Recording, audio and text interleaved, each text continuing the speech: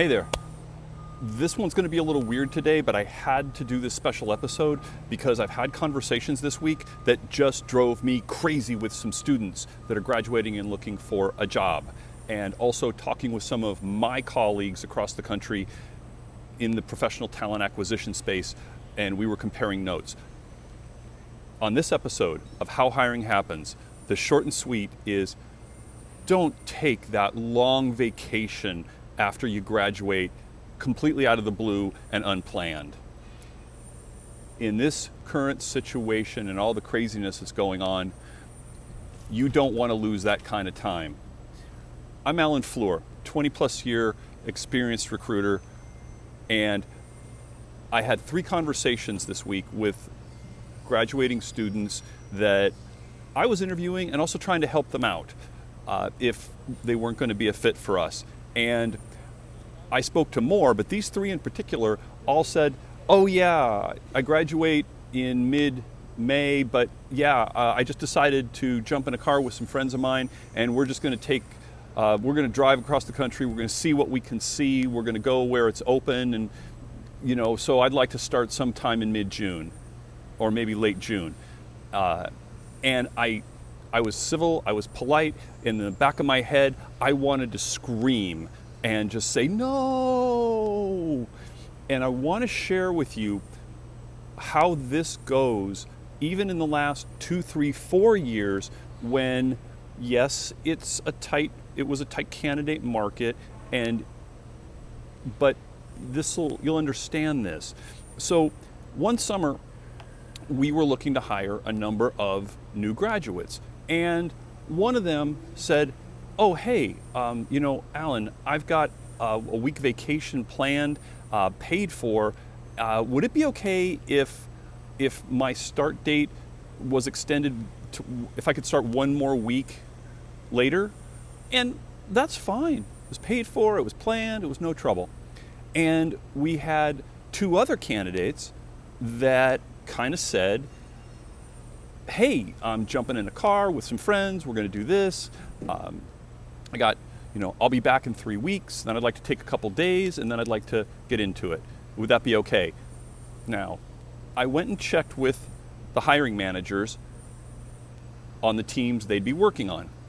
Both managers came back to me and said, Alan, we wanted to hire them to start around this day, give or take a week, but 3 weeks, and then they want to come home and rest? Let's make an offer to the next person. And that's what we did.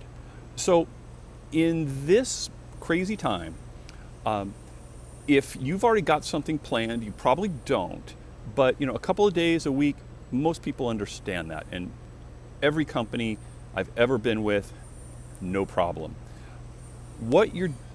Is it going to make an enormous amount of difference that you're going to get or not get a job with that time? Well, maybe not, but maybe, because you need to take a step back and think, what is my competition, basically? So now you're going from a student graduating and competing with other students that are just graduating. Well, now you've got that pool of candidates. You probably have other candidates that graduated 1, 2, 3 years ago who had something happen at their current company, and now they're looking for a situation and a next job. And now the pool of your competition has just grown. And what that week or whatever is, or even a week where you say, I'm just going to relax. I'm going to take it easy for a week and then I'm going to get into it. I would get into it now. Start getting into it now, because the best way you're going to find a job, as we've discussed a little bit in previous episodes, is networking. And that week could be the opportunities of you bumping into somebody on a video like I've described before. It could be getting a lead from a professor, hearing something from a classmate where they might be interviewing for one job and they're telling you about it, but it's a company that might be hiring what you're looking for. And right now, finding a job is your new full-time job. Now, hopefully you've got a job. For those that do, congratulations. That's wonderful.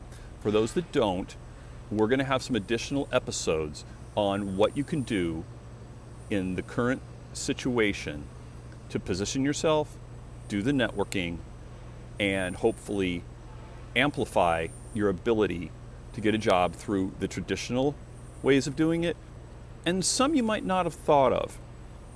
So I don't want to make this sound like I'm ringing an alarm bell. It was just I had 3 conversations this week, and it was just, I'm in the back of my head going, no, don't say that, no, don't say that.